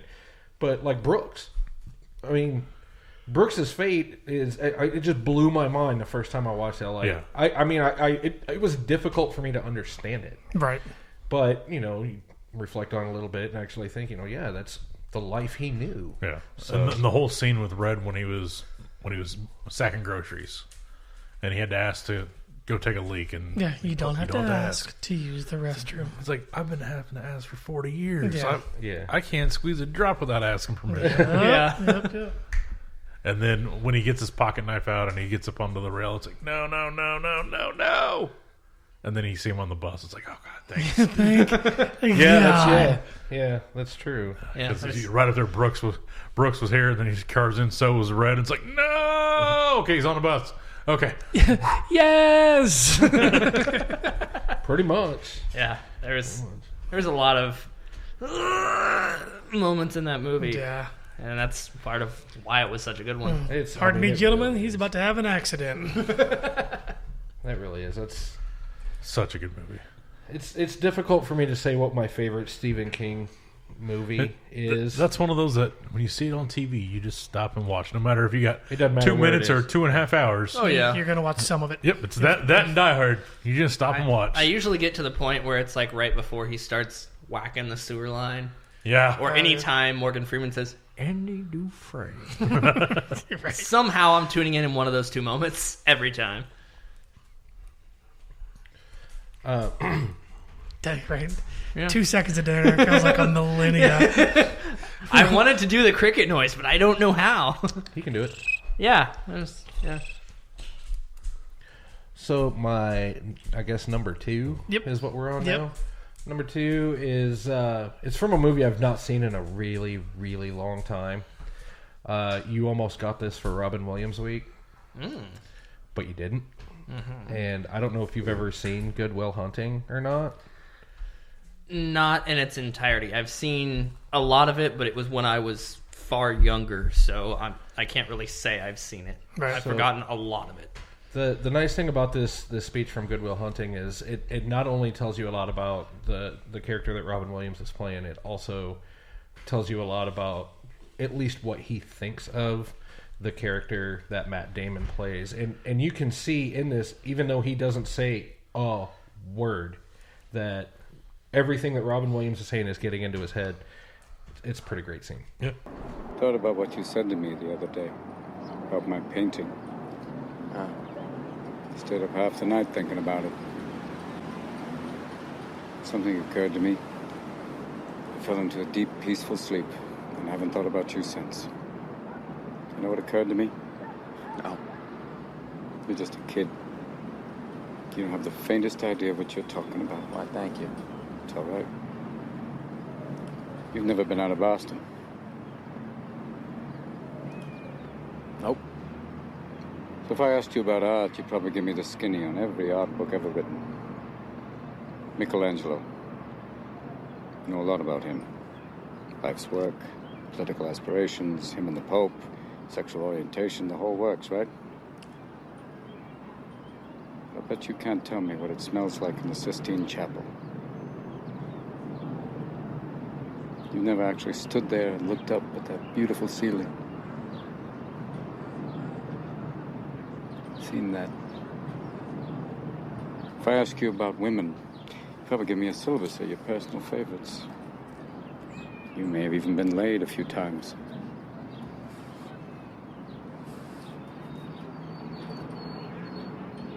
But you can't tell me what it feels like to wake up next to a woman and feel truly happy. You're a tough kid. I ask you about war, you'd probably throw Shakespeare at me, right? Once more into the breach, dear friends. But you've never been near one. You've never held your best friend's head in your lap and watch him gasp his last breath looking to you for help. I ask you about love, you'd probably quote me a sonnet. But you've never looked at a woman and been totally vulnerable. Known someone that could level you with her eyes. Feeling like God put an angel on earth just for you. Who could rescue you from the depths of hell. And you wouldn't know what it's like to be her angel.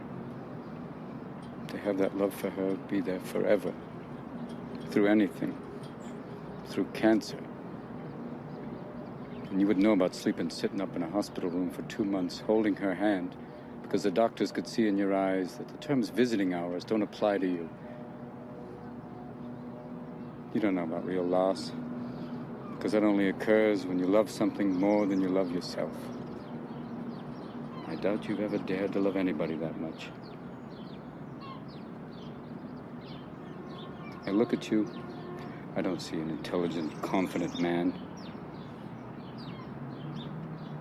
I see a cocky, scared, shitless kid. But you're a genius, Will. No one denies that. No one could possibly understand the depths of you. But you presume to know everything about me because you saw a painting of mine. You ripped my fucking life apart. You're an orphan, right?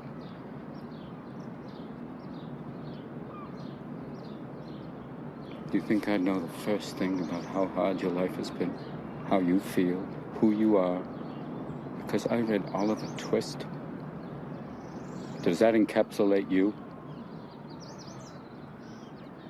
Personally, I don't give a shit about all that, because you know what? I can't learn anything from you. I can't read in some fucking book. Unless you want to talk about you. Who you are. then I'm fascinated. I'm in. But you don't want to do that, do you, Sport? You're terrified of what you might say.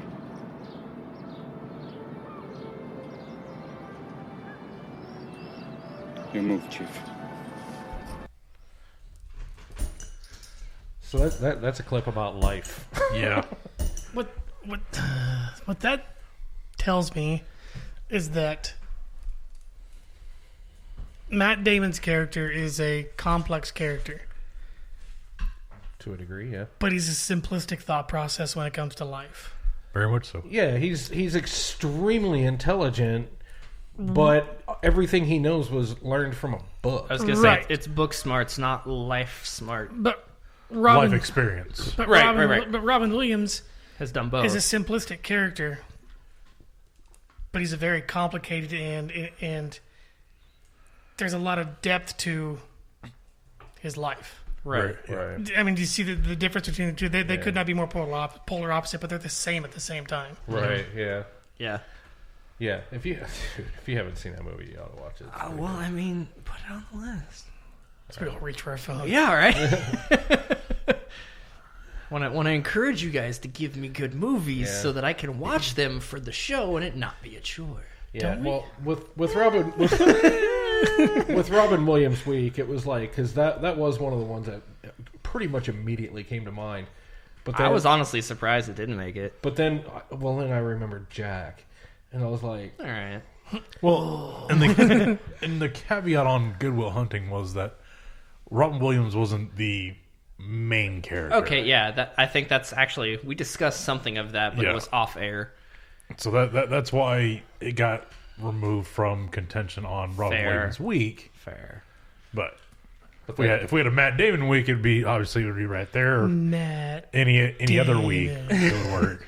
But it's still there's something to be said about him as an actor, regardless of what part he played in a film. If he was in it, he was a guttural point in that film. Yeah, very much so. Yeah, and the part of what we just listened to that hits me hardest is the visiting hours thing because I don't know how many hours I've spent in a hospital room next to my wife after her surgeries, and I mean it's one of those things. I don't get kicked out because they'd have to get like 6 orderlies and 3 nurses and half the security force. But you'd probably have to be sedated before any of that happened. I want to be sedated. Yeah, so when she's in the hospital, I'm in the hospital.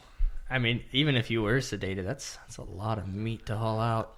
Yeah, but he wouldn't be fighting. Yeah. It's dead weight at that time, but they just slap me up on a gurney or a wheelchair and wheel me out the front door and throw me in the grass at that point in time. All right. I mean, I guess if you have the mobile devices, yeah, that'd be easier. Oh, sure. Use logic. How dare you, sir? Such a good movie. Very good movie. I hope to find. I need to watch it again. There's a few moments in that movie where he has those kind of monologues. Yeah, he's got what 3, 4 of them that Robin Williams has. 3 for sure. Yeah. I can't remember if there's a 4th or not, but I'm not saying there isn't. It's just for those of you who are watching the live stream versus listening to our live stream or any iteration of such.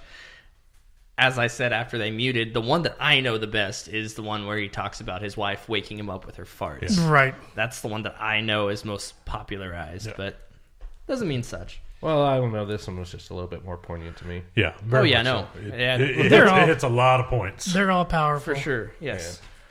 So I guess my number 1, this is another one. I think we probably had at least some sort of part of this on the show before. It's been the intro. It's been in the intro. It's a realistic view of our country from Jeff Daniels. Oh, yep. Yeah, no, this one's good. I figured this would show up. Is this all of it? Like the whole 9? Well, yes. Yeah. I figured this would show up. I'm so happy. This is more than what was on the intro. Good. Yeah, I heard monologue. I knew this was coming up at one point or another. Good. So did I. All right. We'll go on to the next question. You, sir. My name's Steven. I'm a junior, and my question's for Will McAvoy. Do you consider yourself a Democrat, a Republican, or an independent? I consider myself a New York Jets fan, Stephen. Since it's been brought up, You've almost religiously avoided stating or even implying a political allegiance. Is that because, as a news anchor, you feel the integrity of your broadcast would be compromised? That sounds like a good answer. I'll take it. There was a short piece on Vanity Fair's website by Marshall Westbrook. You probably saw it, where he calls you the Jay Leno of news anchors. You're popular because you don't bother anyone. Yeah. How do you feel about that? Jealous of the size of Jay's audience. Are you willing to say here tonight whether you lean right or left? I voted for candidates run by both major parties. Let's move on to the next question. Go ahead. Hi, my name is Jenny. I'm a sophomore, and this is for all three of you. Can you say in one sentence or less what... you know what I mean. Can you say why America is the greatest country in the world? Diversity and opportunity. Lewis? Freedom and freedom. So let's keep it that way. Will? The New York Jets. No, I'm going to hold you to an answer on that. What makes America the greatest country in the world? Well, Lewis and Sharon said it. Diversity and opportunity and freedom. You don't look satisfied. I want a human moment from you. What about the people? Why is America not the greatest country in the world, Professor? That's my answer. You're saying... Yes. Let's talk about... Fine. Sharon, the NEA is a loser. Yeah, it accounts for a penny out of our paycheck, but he gets to hit you with it anytime he wants. It doesn't cost money. It costs votes. It costs airtime and column inches. You know why people don't like liberals? Because they lose. If liberals are so fucking smart, how come they lose so goddamn always? Hey. And with a straight face, you're going to tell students that America is so star-spangled awesome that we're the only ones in the world who have freedom? Canada has freedom. Japan has freedom.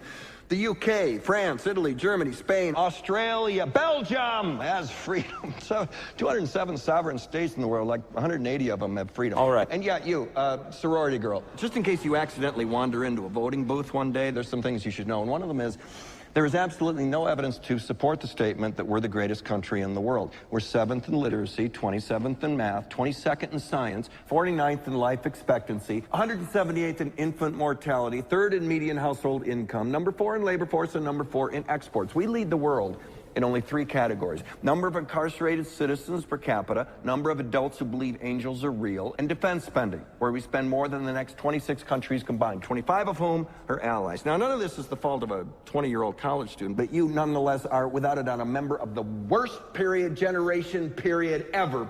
So when you ask what makes us the greatest country in the world, I don't know what the fuck you're talking about. Yosemite?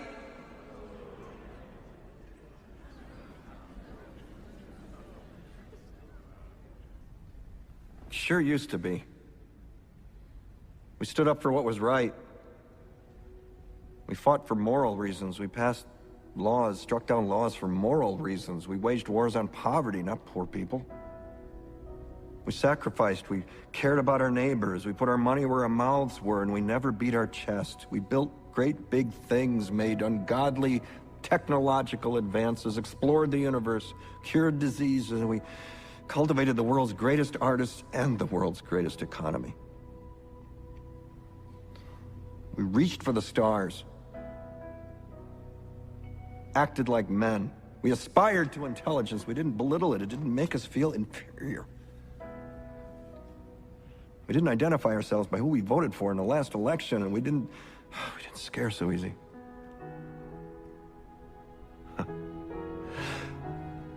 We were able to be all these things and do all these things because we were informed by great men who were revered. First step in solving any problem is recognizing there is one. America is not the greatest country in the world anymore.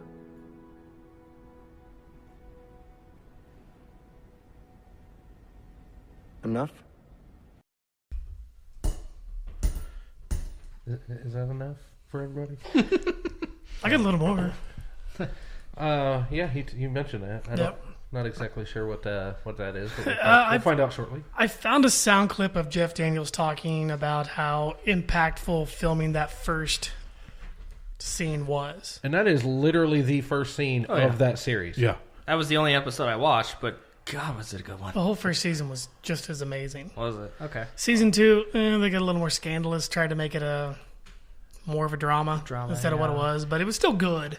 Just paled in comparison to season 1. I mean, that scene always sticks out. I mean, and it's because, I mean, what an introduction to your series. Yeah. Yeah. No kidding.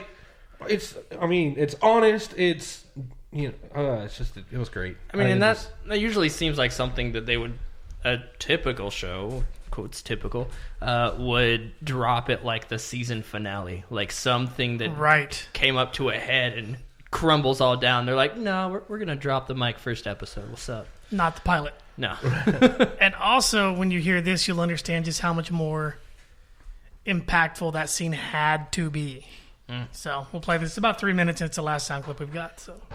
You know, I think about that opening scene in the pilot and newsroom, and you go into this speech, this monologue that's amazing. It drew me into the show. I was hooked from that monologue forward. And I wondered about your experience of reading that pilot script initially, and if that drew you in as an actor the same way as it drew me in as an audience member. Absolutely. When I saw that speech, I said, I've been waiting for this speech for 35 years. Really? And I knew what it was. It was the opportunity to go back into that serious actor's room in a big way. All I have to do is hit it out of the park. Day 3 of an 18-day shoot on the pilot, we shoot that scene. And it was a big deal because we don't have a series yet. You shoot the pilot, even for HBO, even with Aaron Sorkin, you shoot the pilot and then they decide. And they have turned down and gotten rid of people bigger than Aaron and me. On the way to the set, I jumped into Aaron's car, and he leaned back and said, you know, as important as this speech is to you, it's twice as important to me. He was scared shitless. And number 2, 3, and 4 from HBO showed up. No other day. There they are over at Video Village. Sam Waterston, Olivia Munn, and Tom Sadowski drove an hour and a half north of L.A. And they're not in the scene. They're not in the scene. They want us, as Sam said later, yeah, I wanted to see what you did, but I also wanted to see if I had a job or not. So... Now, with all that, with the HBO executives coming and the other cast members, does that add to your fire and make you more confident, or does that make you more nervous? Yeah, get out of the way. Which is my whole which is what happens when you move to the Midwest and you've been waiting for 35 years and you've seen other people get roles that you wanted, when you've seen other people do speeches that you know you are now given your opportunity. It's the 9th inning, bases are loaded, you need to get a hit. Now, preferably a home run. Now, anything else is unacceptable. Flip it. So it's not about 2, 3, and 4. It's the same thing with opening on Broadway. Oh, the press is here. I'm here to judge you as much as you are to judge me. Keep up. You flip it. You just have to flip it. But you got to do the work. You can't do that and then not be prepared and not do the work. You have to outwork everyone else on the show. As soon as I did the first take of that, when it was this way, they were crying at Video Village, partly because of what Aaron had written so well and what it meant to the country and all that stuff, but also because, oh my God, we've got a Will McAvoy. Oh my God, we've got a series. And then take 2 was boom. There's no avoiding those stakes and those moments. No, so you do the work, and then that happens.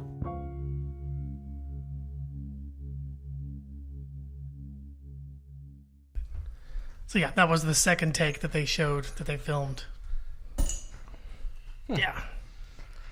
Just something like that. And you'd hold that for a minute, haven't you? Well, I wasn't trying to. It just kind of built on itself and then reared its ugly head, you know. Right, it happens. As it does. But just to hear an actor who we knew from comedy, from Dumb and Dumber, talk about getting back into a serious role, and that he waited 35 years for that. Keep forgetting that's the same guy. and the writer-director comes up and says, as important as this is to you and your career, it's twice as important to mine. Right. And then you get there, and the number 2, 3, and 4 of HBO is there. Yeah. Fuck. I mean, there's no other way to... No pressure. Right? Not at all. None. Well, and it's cool how he flips it. Honestly, you know, I'm here to judge you as much as you are to judge me, but at the same time, stand back. I got this. Yeah, And then it's exact words. Stand back. Yeah. I was like, whoa, that's cool. No, and the way that, and you think about that scene, and you think about the other actors that could have been in that. I don't know of anybody else that could deliver it the way that Jeff Daniels did. The way that he did, no. But, you know, there's certainly going to be somebody else out there that could do it differently that might still be good. Yeah. It just Might be wouldn't- as impactful, but just not the same. Right. But, yeah, it's... He brought a little bit of fanatical to it, and the way that he presented it. I mean, just the way that he's just so blunt with it at the same time. It's it rolls so smoothly, and it's just like you really think it's like, oh crap. It was written really well as well, because you know they're badgering him about, you know, And he doesn't want to. Are you red or blue? Are you red or blue? Are you red or blue? I'm like, freaking purple. Deal with it. What's the best thing about America? The Jets. I love you. Not said by anybody, but Jets fans. But okay, that's one of the worst things about America, actually. Freaking Barney, leave me alone. I mean, yeah, he's purple and the Jets are green, so he's got those little speckles. It's fine. No, like I said, what the hell? I actually... It's Brandon just smiling nod. He held that burp in for way too long and lost oxygen to the brain. That's what it was, yeah. The only problem with them putting such a great scene right at the beginning of the series... That's the bar so freaking high. They've got to follow it. I lost interest by episode 3. Yeah. Like, it's not living up. And I probably will at some point go back and watch it and give it more of a fair chance. Yeah. But you get so jazzed off of that, and it's just like nothing else that they do compares. Yeah, the bar was set astronomically high by that. Never been set higher. I mean, you talk For to a people. pilot, no. You talk to people to see it. Said that's the greatest opening scene to a show in the history of ever. Yeah. And the fact that it was the pilot for HBO, for a guy who's known as a comedic actor. Yeah. Yeah. Yeah. With a bowl haircut. Right. Right. It adds to it. Don't tell me it doesn't. I mean, you're not wrong. Speaking of Dumb and Dumber, that was one of the best Bernie memes I saw. Was them on the moped. You've had an extra set of gloves this whole time. I know. I think my favorite's still the Jason Momoa flipping out the lawn chair. Yeah, that's pretty good too. There's quite a few Bernie memes. Yeah, there were so many. Night at the Roxbury one's really good. Oh yes. There's so many. Have you seen the Sharon Stone one from? Yes. Indecent Proposal. Where she's uncrossing her legs and you just see a little bit of Bernie. Basic you're right, I'm sorry. Yeah. Just a little bit of Bernie peeking through. Her little Bernie. Yeah. Oh, good times. Great times. Yeah. So, There's that. let's go ahead and roll into the poll. All right. What do you say? Okay. So last week's poll was specific to the whole reason that we had this show this week. The cook-off. Yep. So it was a poll about the tiebreaker as to who was going to win, me or you. And the voting actually came pretty close. There was no landslides on the votes. Votes were 7 to me and 6 to you. So for the 7 people that voted for me, you absolutely won. What did they win, Eric? Oh, sorry. That's the sound of him rubbing it in. My bad. Right. That's a very awkward sound. They win my gratitude. They didn't have it before? No, they absolutely did. Now they just gave them more of it because there's more of me to give So around. you're singling out listeners. Way to go, Eric. No, not at all. Dick. And for the ones that voted for you, they get my gratitude as well. Oh, now they get your gratitude. No, they after, do as well. Okay. No, they always do. So there is no loser in Easy's mind, apparently. There's no, except for JT. JT lost. That's right. You want to race? Depends. Are we going downhill? Is it straight or downhill? Oh, I don't care. Downhill, I may got it. Gravity helps out a little bit.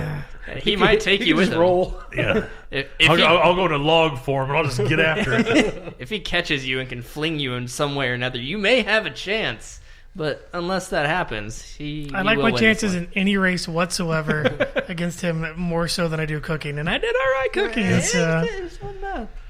So, no, that's this week's poll. And next week's poll is all dependent on the outcome of this foosball game, because we're going to have a poll as to who's going to win the Super Bowl. So it's going to be a 2-week poll? Yeah. Okay. Yeah, we're kind of a halfway point. And well, that's quite the poll, sir. Yeah. It's 2-weekers. 2-weekers. Well, and given our location, I'm pretty sure I know who most people are going to vote I don't know. for. The people in India that we're huge at, I mean, they may vote for the Bill. We are huge in for India. for the Bucks. Huge. Huge. So. Unlike my hands. Kofefi. So yeah, we're waiting on this game to wrap up, and then we'll have the poll up. Put the poll up soon. Yes, sir. Letting the concrete set. Yeah. Polls. Yeah. Anyway.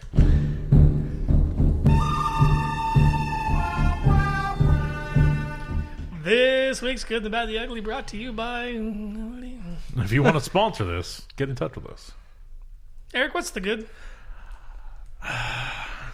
We had so much this week. There's so much this week. I got a vast cornucopia of goodness to choose from. Yeah. What I'm going to go with. Yeah, we're going to go with I won in the cook-off. Oh, my gosh. It's like I didn't know the grass was green. You picked on him for good. I mean, yeah, I know. it took 3 weeks to figure out what we already knew, but we got Ooh. It's raking the coals. What a race. We could have a whole week to talk about what we already knew. Yeah. Oh, I mean, I just want to throw this caveat in there. If it's a race to the fridge, he's got you beat, buddy. He's got you there. Nice little hip check.